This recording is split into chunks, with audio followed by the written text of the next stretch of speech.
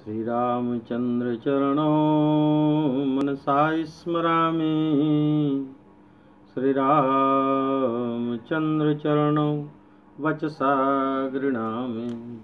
श्रीरामचंद्र चरणों शिरसा नमामि। श्रीरामचंद्र चरणों शरणं प्रपद्ये। बोले भक्तवत्सल भगवान की जय। हाँ, बहुत आग्रह पर आज एक सुंदर वीडियो YouTube में डालने का प्रयास कर रहा हूँ, जो आप सबों के लिए उपयोगी साबित हो, क्योंकि ये सब श्रुति है। सुन करके जो समझ में आता है, पढ़ करके नहीं आता।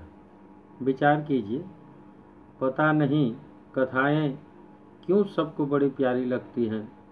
आज भी गांव में, शहरों में नवधा, श्रीमद् भागवत, देवी भागवत, सत्यनारायण कथा, अपने छोटे छोटे एक दिवसीय में त्रिनाथ कथा इत्यादि कथाएं सब चलते रहते हैं और आयोजन होता है।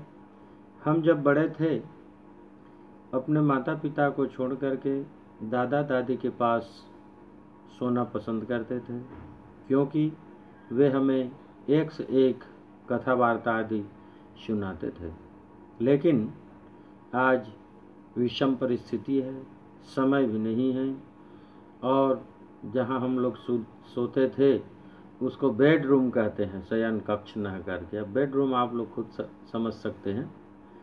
तो संसार में दो प्रकार के मनुष्य होते हैं, एक स्वार्थी और दूसरा परमार्थी। स्वार्थी के अंतर्गत जो अपना स्वार्थ सिद्ध कर ले, जान ले, समझ जाए, और परमार्थी के अंतर्गत जो परम अर्थ को समझ ले, भगवान को स्वयं तो तरे और अन्यान्य को भी तरने का उपाय बता दे। अब इसे हम लोग यूँ कह सकते हैं, जैसे व्यक्तिवादी और समाजवादी। व्यक्तिवादी के अंतर्गत वो लोग आते हैं जो केवल अपने लिए उद्धार हेतु प्रभु की शरण होकर के अपना लोक परलोक बना लेते हैं, जैसे भीष्म पितामह और कर्ण, द्रोणाचार्य इत्यादि। ये सब अपना ज्ञान प्राप्त किए, भक्ति किए और मुक्त होकर के भगवान में लीन हो गए या वैकुंठ धाम को प्राप्त हो गए। ये सब के सब व्यक्तिवादी थे, अपना स्वार्थ देखे। लेकिन दूसरे होते हैं समाजवादी। ये समाजवादी वे हैं जो अपना कल्याण करते हैं, फिर समाज का भी कल्याण करते हैं, और सर्वे भवन्तु सुखिनः की भावना रख करके बड़े बड़े यज्ञ, कार्यक्रम आदि आयोजित करते हैं, और उचित कथा कह करके, तात्विक कथा कह करके सबको उस आचरण में ढालने का प्रयास करते हैं। इसके अंतर्गत तुलसीदास जी महाराज आ गए। तुलसीदास जी जानते थे कि मैं भगवान राम का नाम लूँगा तो मुक्त हो जाऊँगा, लेकिन उन्होंने बहुत बड़ा बीड़ा उठाया और उठा करके एक कलियुग के पापी जीवों के लिए सुंदर रामचरितमानस की रचना कर दी। आज तक देखिए, करोड़ों आदमी का उद्धार हो चुका, हो रहा है, अब आगे भी होता रहेगा। ये हमारे ग्रंथों की, वेदों की उपलब्धियां हैं। यहाँ तक भगवान की कथाएं, इनकी बात ही निराली है। भगवान की कथाओं की बात ही निराली है। और यदि हम कहीं पर अपना चरित्र कहना बैठें तो एक दिन से 2 दिन कोई सुनना पसंद नहीं करता, कह चल यार बस यही बात लगा रखा है, बंद कर। लेकिन भगवान राम अनंत अनंत गुण अमित कथा विस्तार, सुनि आश्चर्य जन मान्य है जिनके विमल विचार। जिनके विचार विमल हैं, जो नक्सली आतंकी नहीं हैं, वे सब इसमें किसी प्रकार की शंका नहीं करते और भगवान के गुणानुवाद को सुनते हैं, सुनाते हैं। और तो और पूर्णतम पुरुषोत्तम अखिल ब्रह्मांड नायक परात्पर ब्रह्म श्री रामचंद्र जी भी नरावतार धारण करके भूमंडल पर अवतीर्ण होकर के बड़ी रुचि से कथा सुन करके अपने लालसा मन की इच्छा पूरी करते हैं।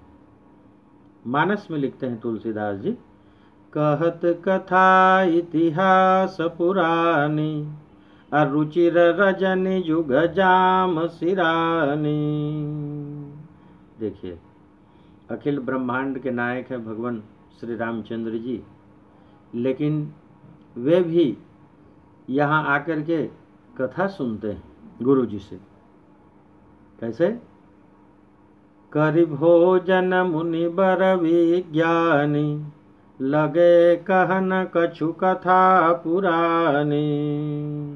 विज्ञानी जो मुनि जी थे विश्वामित्र जी, वे भोजन कर लेते थे और सोते तक बड़ी सुंदर सुंदर कथाएं उनको सुनाते थे। और संतों की यह तो विशेषता है कि कुछ न कुछ उसमें नई विशेषता प्रकट कर देते हैं। कुछ आगे जाकर के देखें, वेद पुराण वशिष्ठ बखानहि सुनहि राम यद्यपि सब जानहि। वेद पुराण की बातों को वशिष्ठ जी सुंदर ढंग से कहा करते थे और सुनहि राम, भगवान राम शांतिपूर्वक सुनते थे। यद्यपि सब जानहि, सबको जानते थे फिर भी सुनते थे।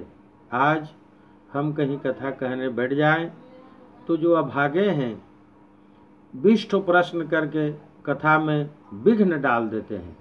भगवान मर्यादा पुरुषोत्तम श्री रामचंद्र जी वशिष्ठ जी से कथा सुन रहे हैं और यह भागे हमारे बच्चे खुचे बाल नोचने पे चले आते हैं।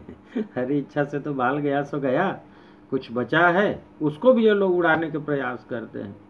फिर भी भगवान का नाम लेते हुए हंस करके हम टाल देते हैं। तह पुनि कछुक दिवस रघुराया रहे किन्न विप्रन परदाया।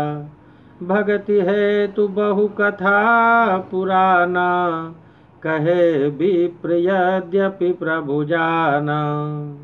उन कथाओं की स्वाभाविक मोहकता और निसर्ग सुंदरता का ही यह परिणाम है कि यह निर्दोष शुद्ध बुद्धि जीवन संयोग वसात दूषित कथाओं के भी सामने आ जाने पर उससे अनिच्छा प्रकट नहीं कर सकता।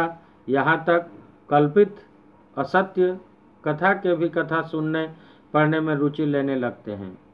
आज टीवी में देख लीजिए 8-10 ठो आस्था भजन संस्कार अध्यात्म आदि मुश्किल से 10 चैनल ऐसे हैं जो धार्मिक हैं। बाकी 980 चैनल सब बेकार और अदर्शनीय हैं। फिर भी उनमें कमाई ज़्यादा है और उनकी मांग ज़्यादा है। मैं अभी कुछ समय पहले एक गांव में गया। गांव में जा कर के पता लगाया तो बोले महाराज जी आपका अचानक आना हुआ है, हम लोग कुछ सत्संग सुनना चाहते हैं, कथा वार्ता कर दीजिए। वो गांव में ऐसा गांव था जहां आज 70 साल हो गया स्वतंत्रता के, एक हनुमान चालीसा या धार्मिक ग्रंथ नाम का चीज़ भी नहीं था। बताइए कितना दुर्भाग्य है। तो हम लोग जो भगवान की कथा सुन पाते हैं ना, वो एक बहुत पुण्य का परिणाम है। वरना बहुत तो ऐसे अभागे हैं जिन्हें कथा के संबंध में न जानकारी है न वो लोग सुन पाते हैं। इसलिए हम लोग परम सौभाग्यवान हैं। बोलिए भक्तवत्सल भगवान की जय। हरि ओम। आपदापहर्तारं दातारं सर्वसंपदां लोकाभिरामं श्रीरामं भूयो भूयो